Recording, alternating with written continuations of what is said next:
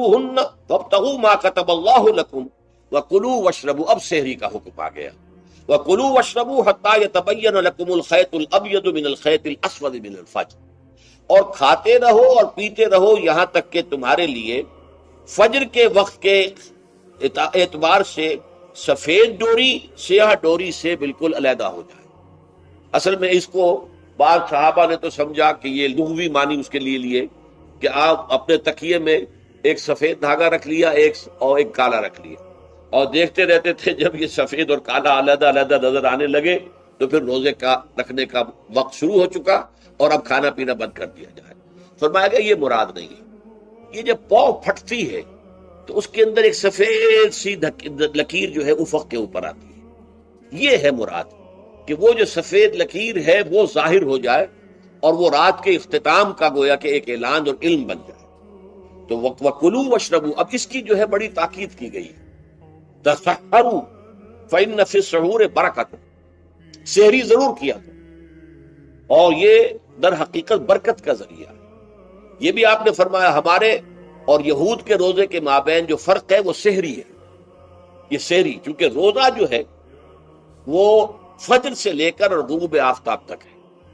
طلوع آفتاب سے نہیں، فجر سے، جبکہ وہ سفیدہ سحر جس کو ہم کہتے ہیں نمودار ہو جائے. طلوع آفتاب کو ابھی 1.5 گھنٹے بعد ہوگا کہیں جا، لیکن اس وقت جو ہے روزہ شروع، غروب آفتاب پر ختم.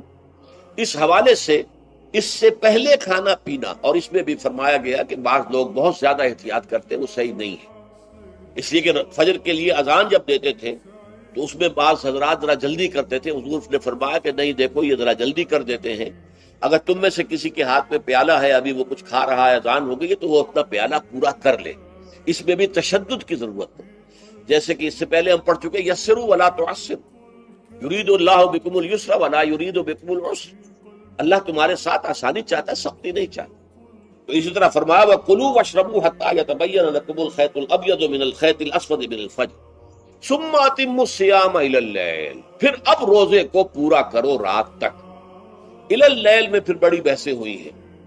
اس لفظ کی مناسبت سے اہل تشیع اس کے قائل ہیں کہ جبکہ خوب اندھیرا ہو جائے، لیکن اہل سنت کا اجماع ہے کہ غروب آفتاب اس سے مراد ہے. اس لیے کہ آغاز رات کا غروب آفتاب کے ساتھ.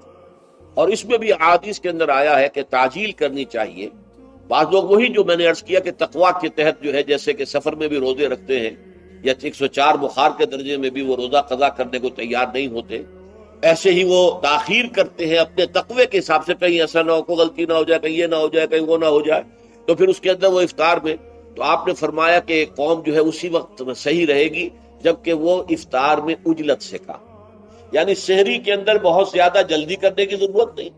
اگر اذان ہو رہی ہے اس کے دوران بھی اگر کچھ کھا پی رہے ہو تو کھا پی لو، مکمل کرو.